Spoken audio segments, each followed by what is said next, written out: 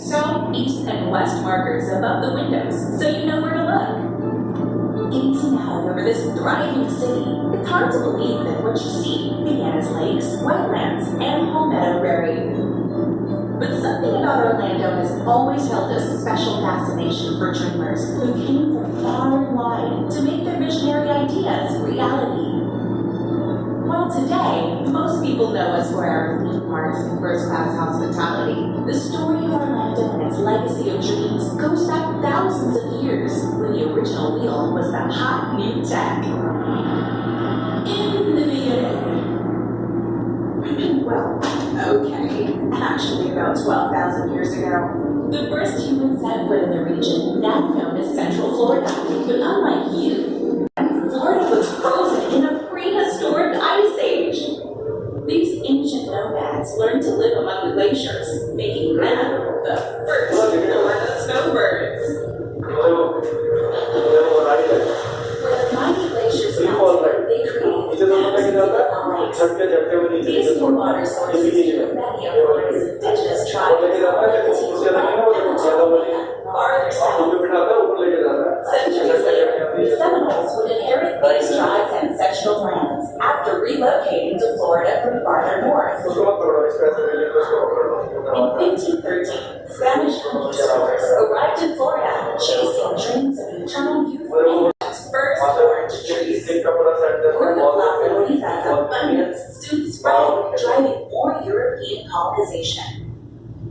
By the early 1800s, new settlers continued to march to Central Florida wilderness that was Mosquito County.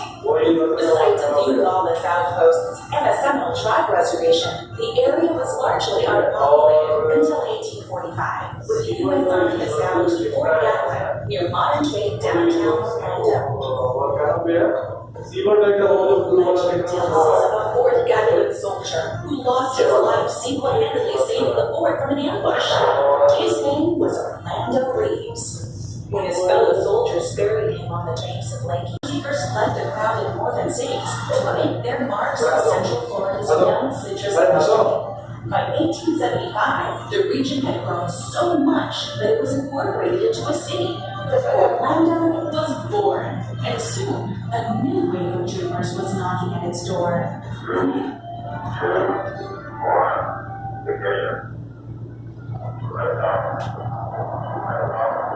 The 20th century ushered in an industrial revolution, opening minds to new spheres of opportunity, including the stratosphere. After World War II, the country's fixation turned to rockets.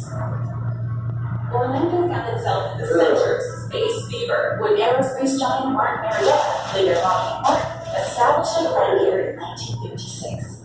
This was a prelude to the influx of rocketeers to Central Florida just 2 years later, as part of NASA's Project Mercury, headquartered 50 miles east of Cape Canaveral.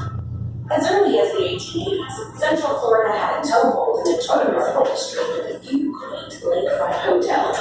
But the opening of the Walt Disney World Resort in 1971 thrust this quiet citrus town into the role of global destination, and Orlando never looked back.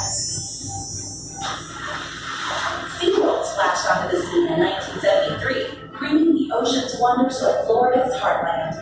And in 1990, Universal Studios added a little movie magic to Orlando with the opening of its first Florida theme park.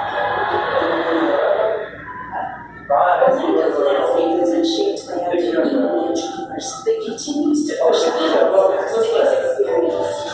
Oh, and speaking of pilots, in a few moments,